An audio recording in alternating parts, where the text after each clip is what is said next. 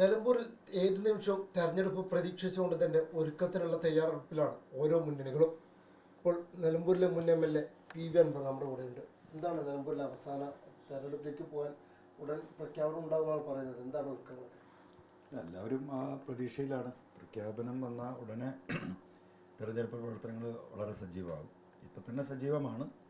അതൊരു എന്താ പറയുക, ഇലക്ഷൻ പ്രഖ്യാപനം കഴിയുമ്പോൾ ഉണ്ടാകുന്ന ഒരു വലിയൊരു ഇമ്പാക്റ്റ് ഉണ്ടാവില്ല. ആ ഇമ്പാക്റ്റിലേക്ക് കിടക്കാൻ വേണ്ടിയിട്ട് കാത്തിരിക്കുകയാണ് UDF.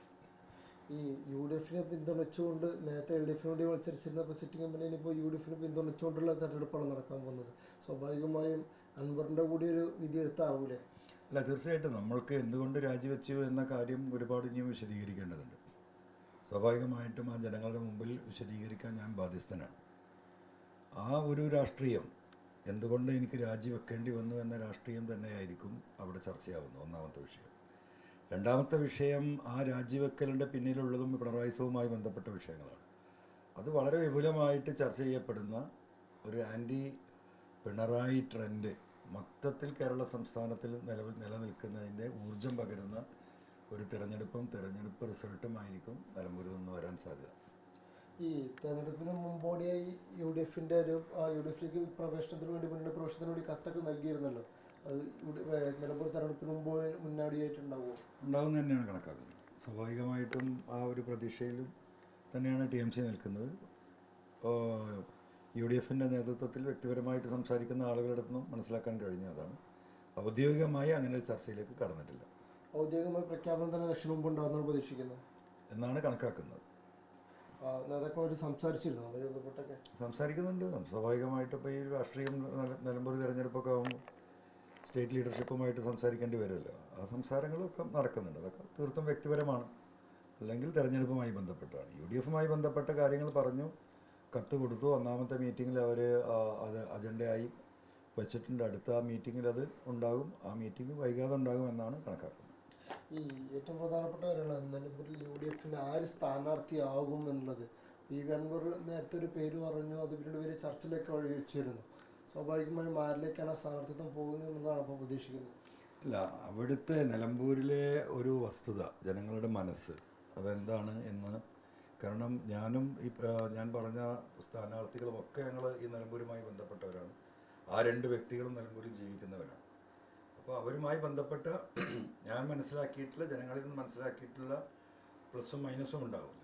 ആ കാര്യങ്ങൾ സ്വാഭാവികമായിട്ടും ഇവിടെ പിണറായിസത്തിനെതിരെ ഞാൻ രാജിവെച്ചതെന്തിനാണ്? ഒരു MLA ഉണ്ടാക്കാനല്ലല്ലോ.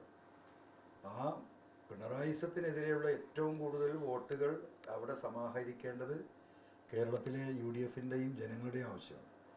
കാരണം മൂന്നാം ടേമും പിണറായി വരുമെന്ന ഒരു നെറേറ്റീവ് ഉണ്ടാക്കാൻ CPM വളരെ ഭഗീരഥമായി പരിശ്രമിച്ചുകൊണ്ടിരിക്കുന്നു. അപ്പോൾ അതൊരു വസ്തുതയല്ല, അത് ആ വസ്തുതയ്ക്ക് വിരുദ്ധമായൊരു സംഗതിയാണ്. അത് കേരളത്തിലെ 3.5 കോടി ജനങ്ങൾക്ക് ബോധ്യപ്പെടണമെങ്കിൽ എന്ത് വേണം? ഇതുപോലെയുള്ള ഒരു തെരഞ്ഞെടുപ്പിൽ അത് ബോധ്യപ്പെടുത്തുന്നത്.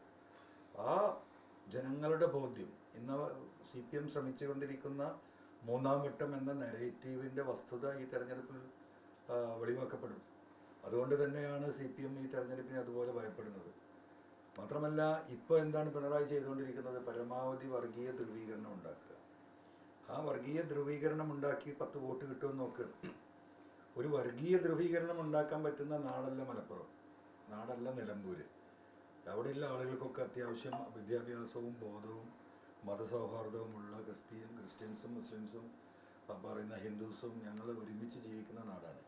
ഇവിടെ ആരെങ്കിലും ഒരാളെ കൊണ്ടുവന്നിട്ട് ഒരു മതവിഭാഗത്തിൽ ഈ പറയുന്ന രീതിയിൽ ഏതെങ്കിലും രീതിയിൽ കുത്തിത്തിരിപ്പുണ്ടാക്കാമെന്ന് പിണറായി വിചാരിച്ചതിന് അദ്ദേഹം തെറ്റായൊരു നിലപാടാണ് സ്വീകരിച്ചത്. അതൊക്കെ കേരളത്തിലെ ജനങ്ങൾ കണ്ടുകൊണ്ടിരിക്കുകയാണ്.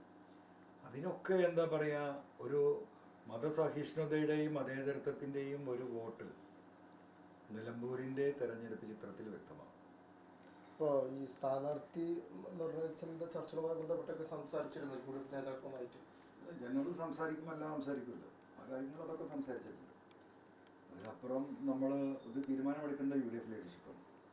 നമ്മളോട് ചോദിച്ച കാര്യങ്ങളും നമ്മൾ മനസ്സിലാക്കിയ കാര്യങ്ങളും സത്യസന്ധമായി അവരെ ബോധ്യപ്പെടുത്തിയിട്ടുണ്ട്. അപ്പോൾ രാഷ്ട്രീയമായിട്ട് എന്ത് നിലപാട് സ്വീകരിക്കണം, ആര് സ്ഥാനാർത്ഥിയാക്കണമെന്ന് തീരുമാനമെടുക്കാനുള്ള ശേഷി കോൺഗ്രസിനും UDFിനും ഉണ്ടല്ലോ.